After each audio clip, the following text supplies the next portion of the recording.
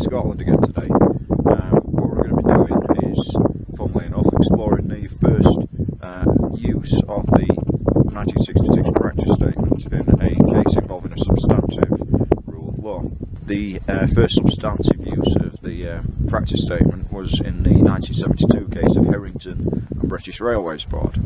Alright, what's that got to do with a mountain in Scotland, you might ask? Well, very little as it turns out, but it does have a great deal to do with a coal mine just outside of Glasgow, and that's where we're going to go now.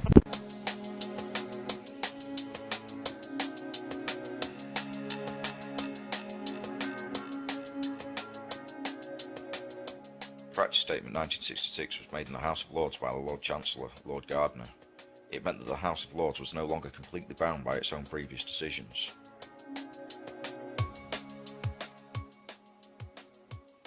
Lord Gardiner: their lordships recognise that too rigid adherence to precedent may lead to injustice in a particular case, and also unduly restrict the proper development of the law.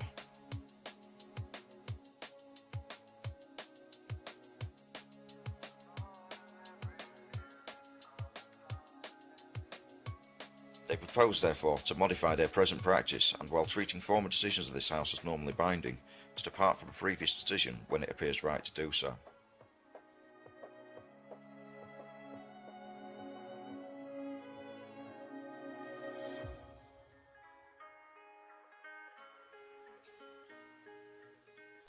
The 1966 Practice Statement does not apply to the other courts.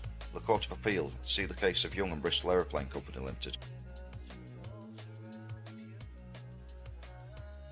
The 1972 case of British Railways Board in Herrington was the first major use of the Practice Statement. The court used the Practice Statement to overrule the 1929 case of Addie and Dumbreck.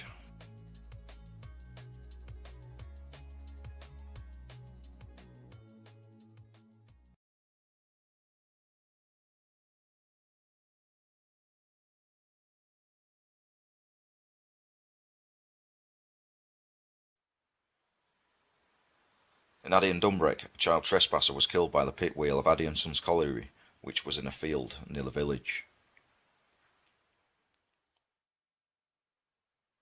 Lord Hailsham, speaking in that case, one of the judges said, "I cannot regard the fact that the appellants did not effectively fence the field, or the fact that their warnings were frequently disregarded as sufficient to justify an inference that they permitted the children to be on the field. The sympathy which one cannot help feeling for the unhappy father must not be allowed to alter one's view of the law. In law, the respondent's son was a mere trespasser. The appellants owed him no duty to protect him from injury."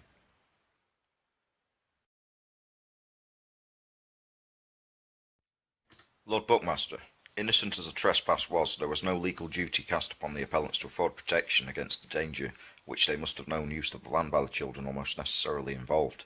There was no legal duty cast upon the appellants to guard against the deplorable consequences out of which these proceedings have arisen.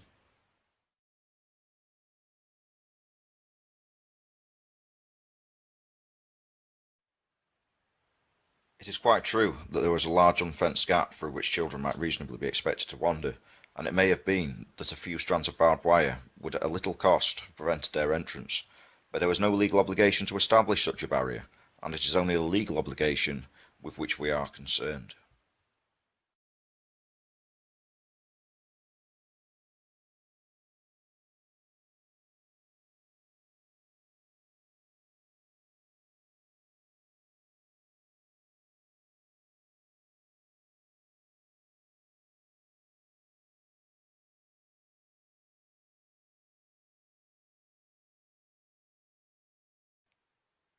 British Railways Board against Herrington, 1972.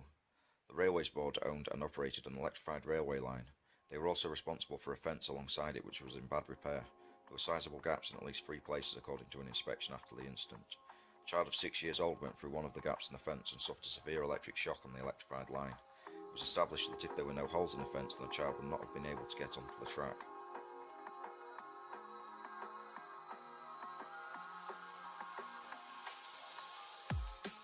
Lord Reid said, "I think the current conceptions of social duty do require occupiers to give reasonable attention to their responsibilities as occupiers." Lord Morris of Borthey Guest: Anyone would further appreciate that if the fencing had a gap in it and a gap near to a public path, a child might go through the gap and be in a position of great danger. Not only might a child come into contact with the live rail, he might be struck by a passing train. Lord Pearson: it seems to me that the rule in Addie and Dumbreck has been rendered obsolete by changes in physical and social conditions and has become an encumbrance, impeding the proper development of the law. With the increase of the population, and the larger proportion living in cities and towns, and the extensive substitution of blocks of flats for rows of houses with gardens or backyards and quiet streets, there is less playing space for children and so a greater temptation to trespass. There is less supervision of children, so that they are more likely to trespass.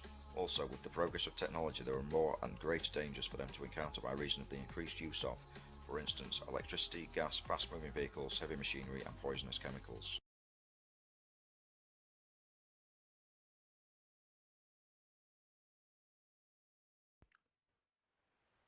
Addie and Dumbreck, overruled.